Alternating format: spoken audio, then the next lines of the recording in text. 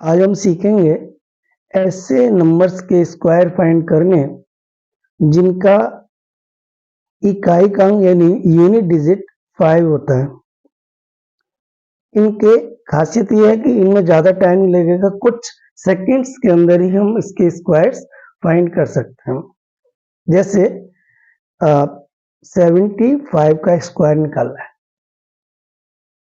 तो क्या करना है कि 7 का एक ज़्यादा क्या होता है, 7 इसका एक ज़्यादा होगा 8, 7 के बाद आता है 8, तो इसका मल्टीप्लाई कर लिया और इसके बाद लिख देना है 25।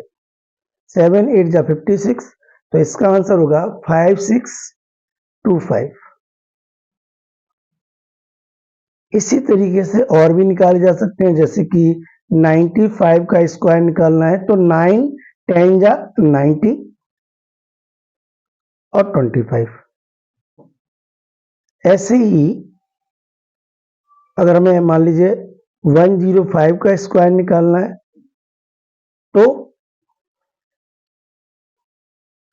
105 का तो 10 मल्टीप्लाई 11 और 25 यानी 110 टू 5। ऐसे ही निकाले जा सकते हैं। और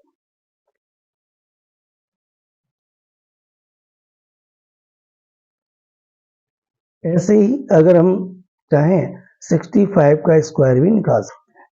ऐसे ही हम चाहें तो 115 का भी स्क्वायर निकाला जा सकता है। कैसे? 11 इंटू 12 जो भी मल्टीप्लाई आए और बाद में 25। ऐसे हम कई सारे ऐसे नंबर जिनके लास्ट में 5 आता है उनके स्क्वायर्स को सेकंड्स में ही निकाल सकते हैं बिना लंबे चौड़े कैलकुलेशन किए बिना। अब लेकिन उन नंबर्स का क्या जिनके लास्ट में 5 नहीं आते, उनके भी स्क्वायर्स आने चाहिए निकालना। तो जैसे 23 का स्क्वायर, तो 23 का स्क्वायर कैसे निकालेंगे?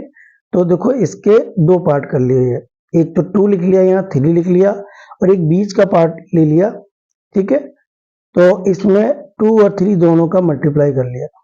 ठीक है, अब देखो ये 2 का स्क्वायर कर लो, यहाँ 3 का स्क्वायर कर लो और यहाँ पे 2 का और मल्टीप्लाई कर दो, तो 2 का 4 हो गया, 2 2 जा 4, 4 3 जा 12, ये 3 का स्क्वायर 9, ये 9 हो गया, ये 2 हो गया। अब यहाँ ओनली 1 डिजिट रखनी है, ये 9 ये 2। अब ये जो दूसरी डिजिट बच रही है वो इधर आके ऐड हो जाएगी, तो 4 1 5, तो 5 2 9।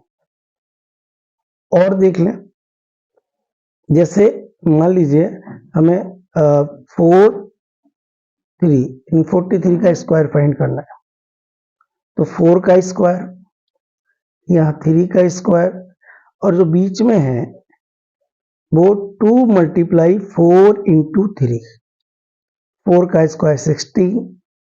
अभी समझा रहे हैं इसलिए इतना स्लो जा रहा है, वरना जब प्रैक्टिस हो जाएगी आपकी तो बहुत जल्दी करोगे। 2 4 जा 8, 8 3 जा 24 एंड 3 3 जा 9। याद रहे एक केवल सिंगल डिजिट ही रखनी है, इसको रखना है केवल आंसर में, इसको रखना है। अब ये जो 2 बच्चा वो यहाँ ऐड हो जाएगा 18। अब लास्ट में कुछ भी नहीं है तो दोनों डिजिट आ जाएंगे, तो ये 1 8 और 4 और 9, ये इसका आंसर है। ऐसे और भी निकाल सकते हैं, जैसे फॉर एग्जांपल अगर हमें करना है कि भाई 71 का स्क्वायर निकालना है, राइट, 71 का स्क्वायर, तो 7 का स्क्वायर, 1 का स्क्वायर और 2 मल्टीप्लाई 7 मल्टीप्लाई 1, 7 का स्क्वायर 49, 2 7 या 14 1 या 14, 1 का स्क्वायर 1, तो ये रखना है, ये रखना है और ये 1 ऐड हो जाएगा तो 50। ठीक है, तो 5 0 4 और 1। तो इस तरह से हम स्क्वायर्स आसानी से निकाल सकते हैं। तो कोई भी सम करते हैं, कोई भी प्रॉब्लम सॉल्व करते हैं मैथ्स के अंदर, तो कई बार जो है कैलकुलेशन बहुत टाइम लग जाता है, तो वो टाइम बचाने के लिए हमें तुरंत स्क्वायर फाइंड करने आने चाहिए। तो ये तो हो गए 2 डिजिट्स वाले। कुछ होते हैं 3 डिजिट्स वाले भी करने हमें आने चाहिए। अब जैसे मान लीजिए आप यहाँ पे 102 का स्क्वायर निकालना है, राइट, तो 102 का स्क्वायर कैसे फाइंड करोगे? तो 102 का स्क्वायर निकालना है मान लीजिए।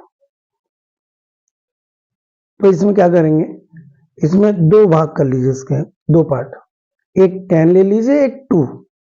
तो 10 यानी 10 का स्क्वायर वही चीजें हैं, 2 का स्क्वायर, और यहाँ पे 2 मल्टीप्लाई 10 मल्टीप्लाई 2, और ये हो गया 100, 2 10 या 20, 22 या 40, और ये 4 सिंगल डिजिट रखना है, ये हो गया, और 4 इसमें, तो 104, ये पूरा 4 और 4, आंसर इज 1044। ठीक है, उम्मीद है समझ में आया होगा। इस तरीके से हम इसको निकाल सकते हैं। ये कुछ भी नहीं है, ये वैदिक मैथ्स के पार्ट हैं, उनकी ही ट्रिक्स हैं, ये वैदिक मैथ्स में सब आता है। इसे अनिरूपेण उपसूत्र बोलते हैं, इसके द्वारा हल किया जाता है, और ये बहुत ही महत्वपूर्ण है और आसानी से हम इसको कर सकते हैं। इससे हमारा टाइम भी बचेगा, प्रैक्टिस करना है, प्रैक्टिस करने से ये टाइम और कम होता चला जाता है।